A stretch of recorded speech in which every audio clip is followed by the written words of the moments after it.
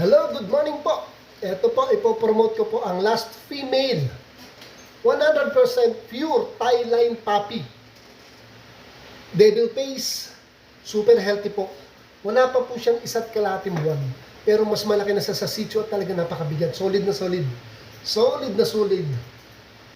Woolly pa yan. Mga kadugay, higit sa lahat po.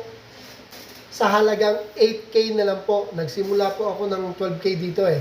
Kasi po kaya ako po binibenta ng 8K dahil wala na po siya mga kapatid. Lahat po na ibenta na. So yung tinira ko po ay isa na lang, siya na lang po ang naiiwan.